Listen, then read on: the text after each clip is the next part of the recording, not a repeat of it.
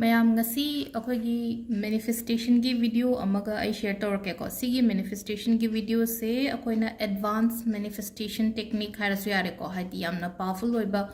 advanced technique hai tare ko mamangi akoina 2 cups method tawgi baduga aduga haiphet mane ko adude haiphet mane do kitang changes khara lakani ko ngasai gi che do ani do na segai gi na ko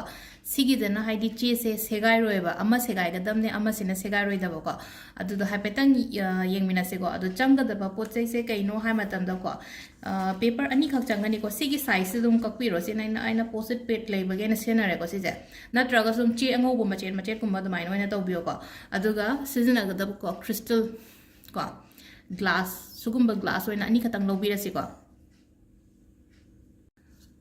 adugi matungda kamaina lawgadage hai kanse da ko che se ani khatang lawgadamne ko ani khatang lawbase ahambagi che se ko ahambagi che se sida irase ko haidi sida akoina housing ki situations ko current situations ko aige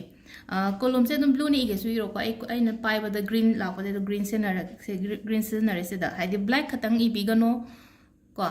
amutang ai haijoge ko haidi black na I khre kamai tawni na hanga pa yaw ko haidi black I gano haibani ko ai haiba da haidi manifestation taw matam da black color sina gano na hanjan jan ham hairaga haidi black I khre en haira ko I dana bagi damaka amuka remind tawjage black season na bigano atai color loina magya ko blue season na biuga ari sum haidi green pairam ni na hai green se money manifestation gumba tawbagi di green ya ba ka shokai deba aduga common oina hairaga di blue sina loina maksin na ba ya ko ado quite first ko haidi current situations ko aige heading tharo current situations na ko hoji lady ba situations na harasina ko meteron da iraga so hoji ki phibam harasine ko current situation si sina som ki heading oidone ba ko ado current situation se kai lege haiba mayam do loina itho se point mari manga oiro na traga haidi aina paragraph oina iraga suka shogai de ko sise current situations lere ko sida current situations da hoji aingon da lere ba problem harasine ko haidi money related issues na traga job kini khangde money khangde haidi nangon da hoji lady ba nangna nangon da hoji tho iba mayam do adu do irase ba ko aduga sisina haidi glass amada ko empty glass lo ko hamada sida napsan birase amana ko sigi current situation se ko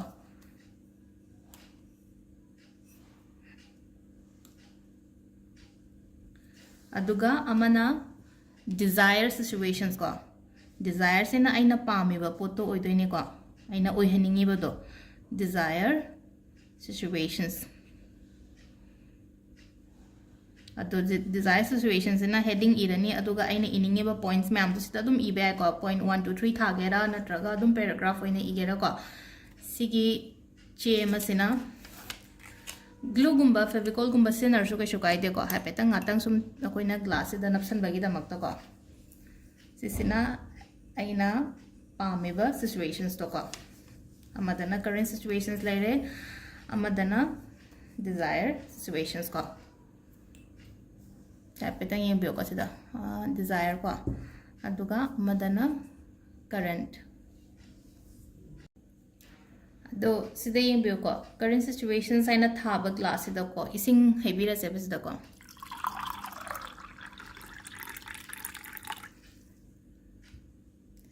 ising se haire current situations sida ko current situations se aina sum haide mayam da demo tawbagi oibanina haide aina di idreba kemta ado somna di ibb ya ba ai hoji kari problem lege haibado ai gi problem mayam da loina itho oba sida ko aduga siki current situation se keno tawre ko aduga ising se mamang da tawkiba dumaina chap manana ko dumaina ising se pairaga haidi visualize to ba hoji aingonda lady problem aingonda lady stress kari gra mayam che loina makhai tare ko haidi khanbi oba haidi aina hoji thoiba aingonda haji present da aingonda nungai triba mayam che job kini khangde sel thum kini khangde adumba mayam do ko loina mak se da hai tare ko haidi khanbiro ko haidi hoji aingonda nungai taba mayam se loina mak khanbiro phajana ado adugi matungda kamaina tawge da haide current situation sida keno thamba ising se ko ngatang akhoina ngasai haide aina hoje khalliba mayam da loina khanba loira matungda ko haide visualize tora matungda haide desire situations aina oihaningi ba situation sida ising se haijale na ko aduga sidadi pot se desire haragadi aina pamiba pot ne na ko aina hujik pamiba pot mayam se loina mak oire phange haina amu visualize tor se banga sagi problem le ramba mayam stress le ramme khala se ko adi nuai ta bokho ta health issues le ramba natraga hadi money related issues ramba relationship ke kai le ramba ko lamba mayam do loina mak haidi phare haidi loina mak haidi adumba mayam du dagi ai overcome tawraga thole haina khanbi ba hai tare ko adi mamangi da akoina water manifest tawki ba kanda adi wish amaga dang oina haina ko ada sida ko somna hojik lady ba ko aigi situations mayam do loina ithopiyo ba ngasi gi sida di ko aduga sise akoina haidi ising se yaringe haidi pairaga khatang kuina kaino tawbiyo ko haidi fully ising je charge tawna ba gi da makta hai tar ko energy se afaba mayam ma hapsan doine ba ado aina mamang da di hygre ko haidi wakhan nungai tragadi tawbigano haidi khitang ko haidi aigi kaino se hai tar ko aigi mind se relax oira matung natraga khitang nungai tabugumba leiraga so minute tara ama pungha ama meditation tawra matung da hobiyo ko sigi manifestation gi technique se ko ado sida koina khalle ko khanba ya ba khalle ko sida haidi aina khaliba mayam do loina mak phange na ko aduga universe da thank you universe thank you universe thank you universe ko adu sida khanbe aba khanbire ko aina pame ba aigi desire situation se ko aina hojik aina pame mayam se loina khanbire ko aduga sigi ising se thakpiro ko sigi ising se thak aina sida di kemta e drum ni na aina ising thakko ko padu di kemta sigi ising se somna thakpirani ko aduga sagi che se sigi desire situation gi che se ko desire se kakthat piro ko desire se kakthala mathak se da ko current haina iroba aina pamyo poto ne nga sai hagi se ko haidi nga sai haidi desire situations haidi aina oi haninga ma mayam do ne basida hai se ko adu sida haidi desire se kak thalaga current on thokre ko adu current oiraga di hojik aingon da loina mak phange haibagi aingon da loina mak aina nga sai ningi ba mayam aingon da lai haibagi keno da ne ko adu ga ama current situations nga sai gi do sisina adum chegairaga langthokpi grasu yare ko dustbin da hapsun grasu yare mapanda langthokrasu yare ko sigisina haidi phajana segaraga langthokre na ko aduga sigi ngasai gi desire se current on thokre na ko aduga sida aina igadawa point me ambudi yaw no aina sida kemta idre na ko aduga si se fold tawraga thambiyo ko